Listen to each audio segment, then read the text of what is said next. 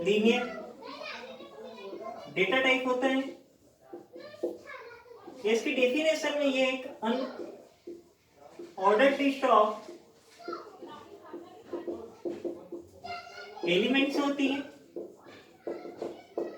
जिसमें इंसर्शन और deletion operation जो परफॉर्म करना हो केवल और केवल एक सिंगल एंड से परफॉर्म करते हैं। Operation perform from a single end, जिसको हम बोलते हैं टॉप।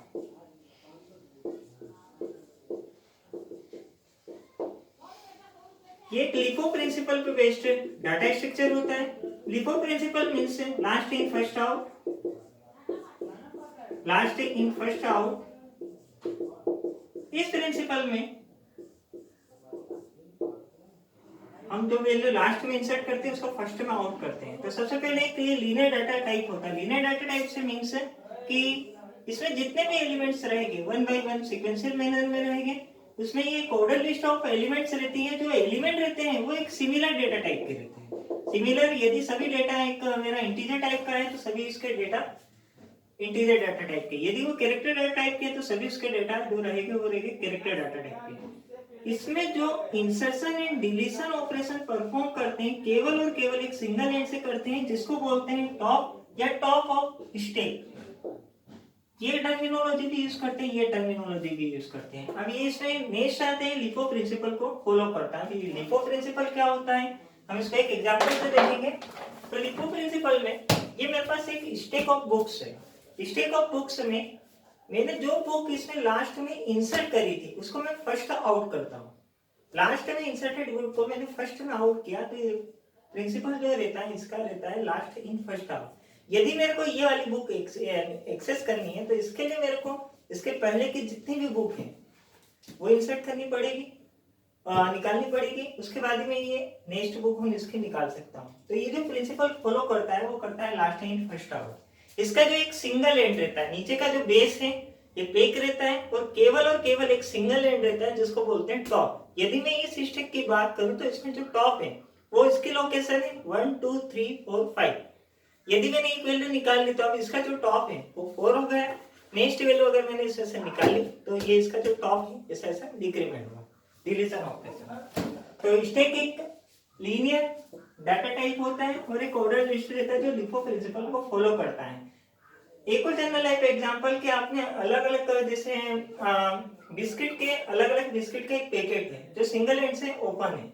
यदि आपको फर्स्ट वाला बिस्किट निकाला है तो लास्ट में इंसर्ट हुआ होगा। यदि आपको लास्ट वाला बिस्किट निकालना हो तो आपको वन बाय वन उसके ऊपर के पूरे बिस्किट निकालना है। तो उसका एग्जांपल एक वो भी हो सकता है। तो ये है यहाँ पर ये लिफो प्रिंसिपल को फॉलो करता है। स्टैक एक सिमिलर रहता है अरे के।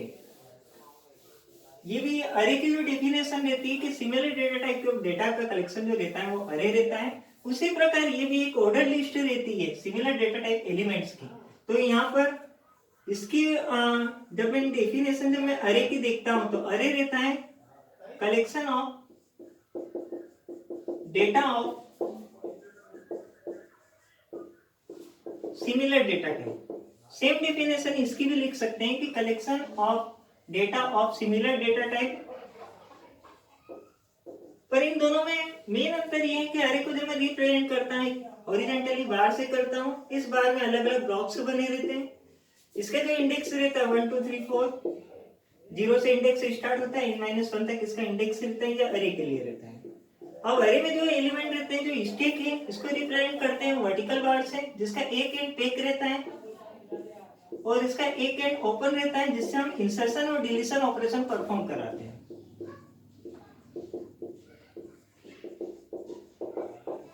इसका भी इंडेक्स जो रहेगा 1 2 3। ये स्टैक है और ये एक अरे है।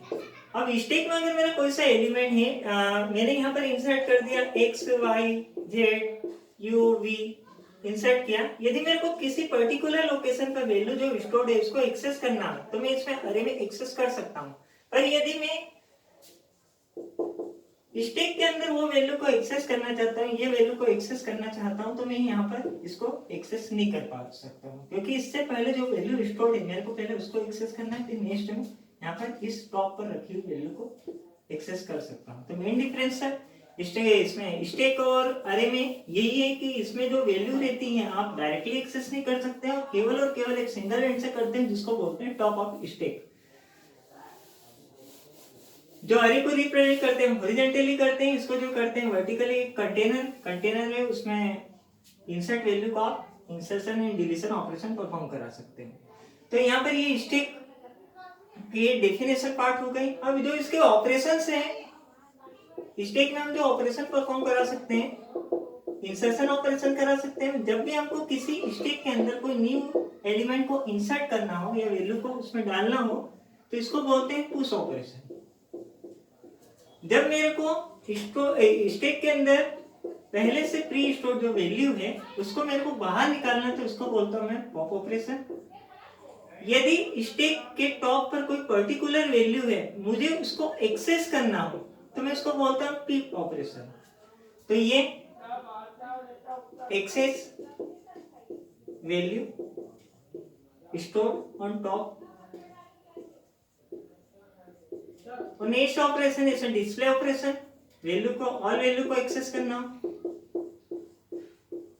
तो इसको डिस्प्ले ऑपरेशन। यदि मेरे को किसी पर्टिकुलर स्टैक में चेक करना हो कि स्टैक पहले से एम्प्टी है तो एम्प्टी ऑपरेशन।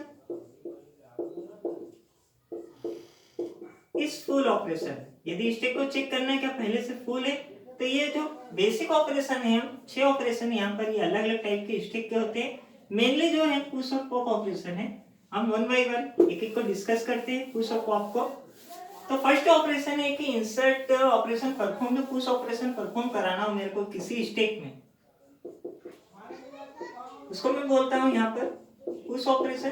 तो पुश कराने के लिए सबसे पहले मेरे पास ये स्टैक है, इस स्टैक में मैं 4 वैल्यू को इंसर्ट कर सकता हूं। 0 से इसका इंडेक्स स्टार्ट हुआ है, स्टैक का नाम मैंने डाल दिया S। अब इसमें मैं जो भी डेटा इंसर्ट करना चाहता हूँ वो मैं करना चाहता हूँ इंटीजर वैल्यू। तो जैसे मैंने यहाँ पर पुश ऑपरेशन फर्स्टली परफॉर्म कराया तो इसका भी जो टॉप था पूरा ब्लैंक था ये स्टैक, तो इसका जो टॉप था वो -1 पर सेट है।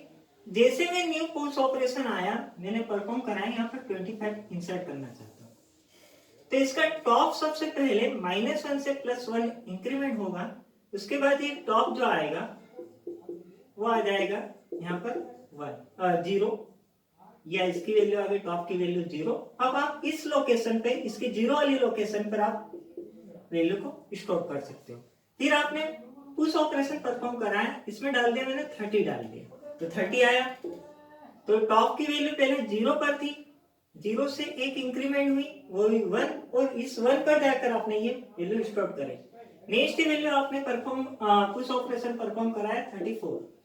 तो 34 अभी टॉप की वैल्यू यहाँ पर थी, टॉप की वैल्यू में सबसे पहले इंक्रीमेंट हुआ 1 से तो टॉप की वैल्यू आ गई 2। अब इस 2 पर जाकर इस लोकेशन पर जाकर 2 में जहां टॉप है उसके इंडेक्स में जहां पर 2 लोकेशन है उस पर जाकर आप 34 इंसर्ट करते हो और इंसर्ट करते करते 37 इंसर्ट किया। 37 इसमें टॉप की वैल्यू पहले 2 से 3 हुई, उसमें आपने इंक्रीमेंट करा टॉप में, उसके बाद आपने यहाँ पर ये वैल्यू स्टोर किया। तो जब भी मैं इंसर्शन ऑपरेशन कराता हूँ तो टॉप की वैल्यू जो रहती है सबसे पहले इंक्रीमेंट होती है, उसके बाद इस टॉप पर जो भी आपने स्टैक बनाया था इस पर जाकर आपका जो भी डेटा था जिसका नाम x था, किस भी डेटा टाइप का है तो आपने यहाँ पर जाकर वैल्यू स्टोर करते हैं। तो सबसे पहले जब पुश ऑपरेशन जब भी परफॉर्म कराते हैं हम तो टॉप की वैल्यू 1 से इंक्रीमेंट होती है और उस टॉप पर वैल्यू स्टोर होती है। तो ये था स्टैक का बेसिक ऑपरेशन पुश ऑपरेशन। अब मैं जब इसमें नेक्स्ट है जब स्टैक अपने मैक्सिमम साइज पर पहुंच गया है, अब मैं इसमें 40 इंसर्ट करना चाहता हूं तो मैं इसमें इंसर्ट नहीं करा पाऊंगा। क्यों? क्योंकि इसमें स्टैक में और कोई यहाँ पर ब्लॉक वेकेंट नहीं है तो आप इसमें इंसर्ट नहीं करा सकते हो। तो ये जो कंडीशन एराइज होगी जब मैं पुश ऑपरेशन परफॉर्म करूंगा कि स्टैक का जो साइज है यदि टॉप काय पे पहुंच जाता है मैक्सिमम साइज पर तो जो इसमें कंडीशन एराइज होगी वो होगी ओवरफ्लो। इसका एक बेसिक एग्जांपल है कि 5 लीटर की बाल्टी में आपने 5 लीटर पानी डाल दिया, आप उसमें और पानी इंसर्ट करने जाओगे तो पानी इंसर्ट नहीं हो पाएगी, वो पार्टी वहां पर ओवरफ्लो होगी। तो ये वाली जो कंडीशन आती है इसके लिए आती है, जब भी मैं इसमें पुश ऑपरेशन परफॉर्म करूंगा तो पुश ऑपरेशन में टॉप की वैल्यू 1 से इंक्रीमेंट होती है, उसके बाद पुश टॉप पर वैल्यू स्टोर करते हैं। और कंडीशन में नेक्स्ट कंडीशन ये है कि यदि इसमें मैक्सिमम साइज पर पहुंच जाए तो ओवरफ्लो की इसमें कंडीशन आ जाती है। तो इसमें हमने दो केस देखे पुश ऑपरेशन के अंदर। केस नंबर फर्स्ट ये था